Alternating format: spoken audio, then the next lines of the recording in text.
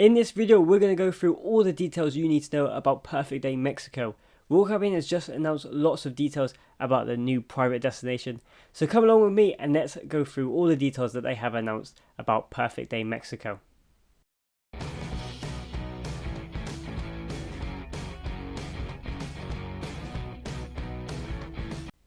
Hi guys, it's Shipbase here, and in this video we're going to go through all the details about Perfect Day Mexico.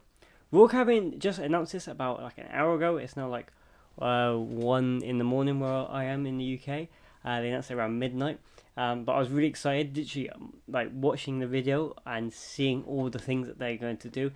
I really enjoy Perfect Day in Coco Cay, and I think it's absolutely amazing, but this is like Perfect Day but quadruple the size of it. It's crazy. I have the whole press release here, so we're going to go through it. I have as much videos as I could find on Royal Caribbean's press page, so let's get into it. So Perfect Day Mexico is going to break records with never before seen features, from all new thrills and chills and beach getaways. They've also announced with their beach clubs in the in Nassau and Cozumel, but we're focusing on Perfect Day Mexico.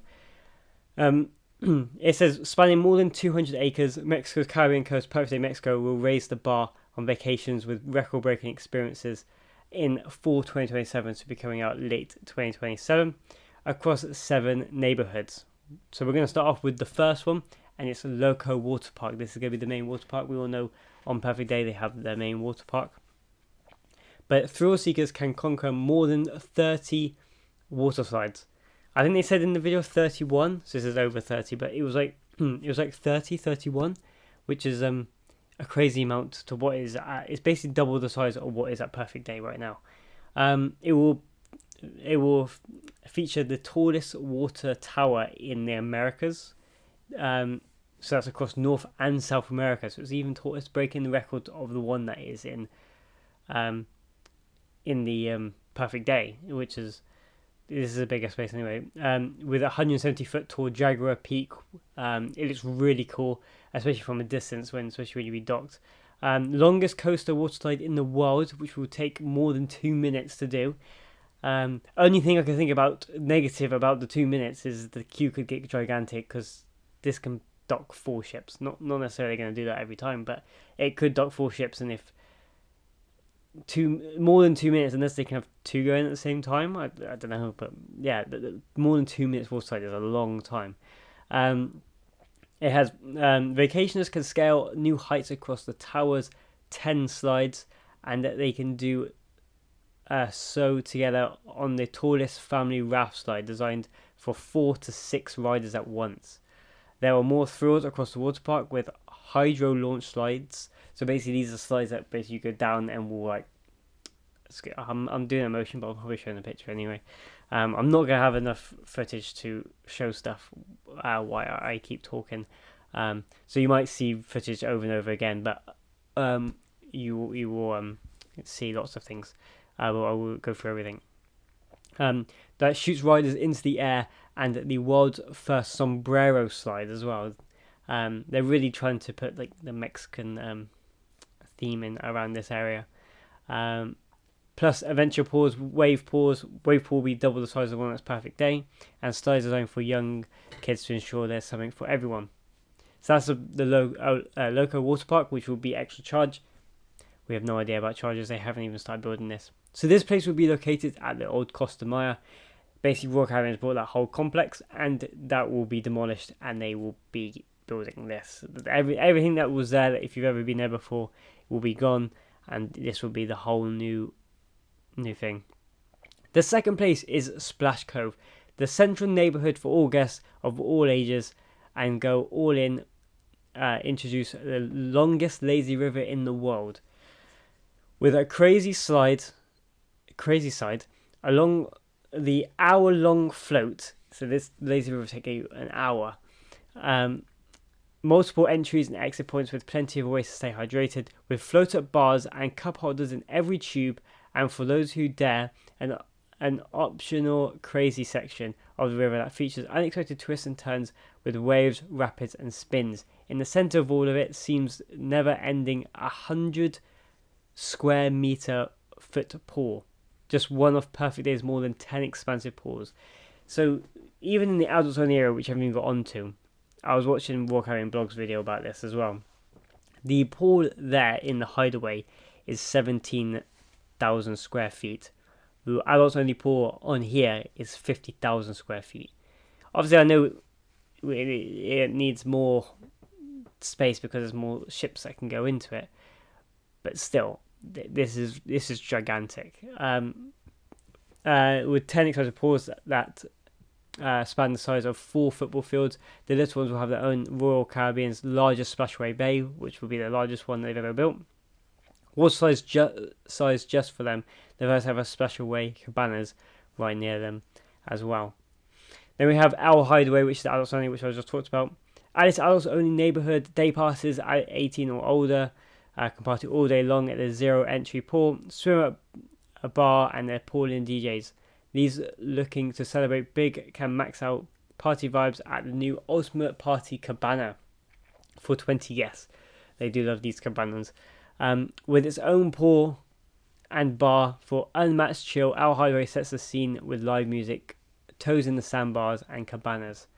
So that's their adults only area, which will be an extra charge as well. Coastal Beach Club, which will also be an extra charge. Guests will look to upgrade their beach day to the next level on exclusivity that can enjoy the white sand beaches, heated infinity pools, and premium dining at Coastal Beach Club. And for the ultimate retreat, adventurers can spend the day in the private cabana with a personal cabana attendant, throughout amenities, and dedicated pool. So this would be basically what the Coco Beach Club is like, but just, with probably what Royal Caribbean are going to do here is whatever they did wrong on like with the new ships on Icon. When Star comes out, there's going to be different things because they're going to learn new things. So they will basically be upgrading to whatever is better, or what they wish they did the first time. Chill Beach North and South. Vacationers looking to kick back and can enjoy the natural beauty of Mexicans along the nearly 2 miles of white sand beaches at Chill Beach, spanning north and south from the pier. Guests can enjoy complimentary lounges, umbrellas, and towers at all beaches and pools at Perfect Day Mexico. So yeah, this is basically just be like the main beaches, but it will literally span over the whole. It says 2 miles north and south, which is a lot of space. Then I think this is the last one. 1, 2, 3, 4, 5, 6. It did say 7 neighborhoods, but I have 6 here. Fiesta Plaza, where all fiestas begin, a vibrant area, transport vacationers straight to the heart of Mexico with live music and dances, plus the world's largest sombrero sits atop the Tipsy Sombrero Bar. Welcome guests with margaritas, something else, and more.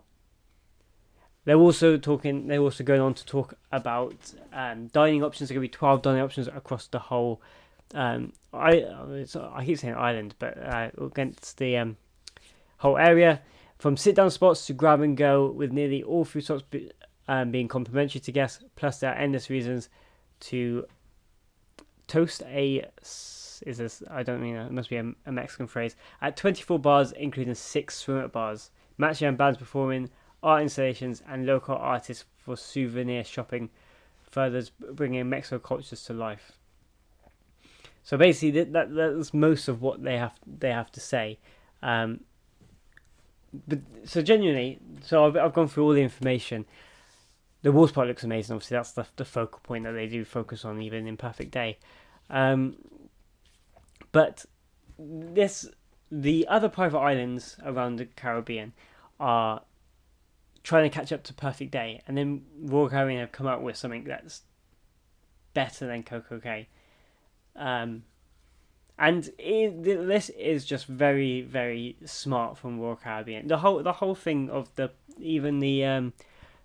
go on to talk about the new Paradise Island Beach Club in the Bahamas in Nassau, and the Cozumel Beach Club, and they're also bringing and same as like Labadee, but obviously not really using that at the moment.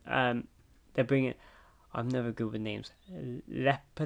Lepeta in South Pacific, so they're even bringing it to the South Pacific in Australia, So from New Zealand to Australia, you can do this as well. I'm just talking about the Caribbean. So you have a beach club in Cozumel, Perfect Day, and in Nassau you've got a beach club as well.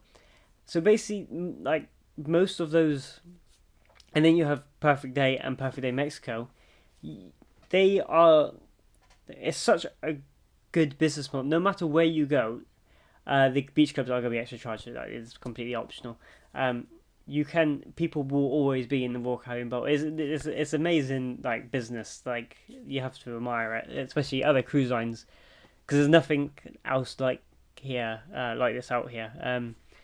But yeah, this looks crazy compared to what I'm so looking forward to seeing what they are going to announce more just defined details. Is all obviously concept art and mostly 99% of or 90% of what they're going to do, but obviously things can slightly change. But from what they're first showing, this looks absolutely insane, and I already know that my 2027 cruise, as it's late in the year, I've got World Asia early 27, so this I can just save for the whole year, so we can go to Perfect Day Mexico. Maybe not the first sailing. I will try, depending on what ship goes there. I'll probably go and try and do one of the cheaper ships. I'm not trying to do Icon or Star or Legend or whatever new ship will be there. Try get on like Indy, or well, everyone goes there because you can't really do a short cruise there unless you're from Texas. Can that even do a short cruise? I don't really know. I don't know much. Like I know where Miami is and where everything else is, but can they do short? Can they do like a 4-night cruise to Perfect Day Mexico like they do Perfect Day Coco Cay? Put in the comments below to help me out with my I don't have a map right now. But yeah, this genuinely looks so good. They also have boats that can bring you in. They have the normal trams that they have in Perfect Day, but then they have boats. Like if you've ever been to Universal Studios in Orlando, they have the boats from the hotels. Basically, they can do that. They're doing that in Perfect Day Mexico as well. Put in the comments below what you guys think of Perfect Day Mexico, because this generally I am like. To be honest with you, when they announced it, I thought maybe they're just gonna like cut. No, I know it's a bigger space. They have to make it bigger, but like just copy and paste a few things. But everything looks okay. It's the same concept, just differently and bigger. But there's no repeated slides in the water park. Everything is original, and everything is completely different to a Perfect Day, which is great. It's going to be a completely different experience. I said to my girlfriend Steph straight away, looking at that, there's no way you can do that on one day.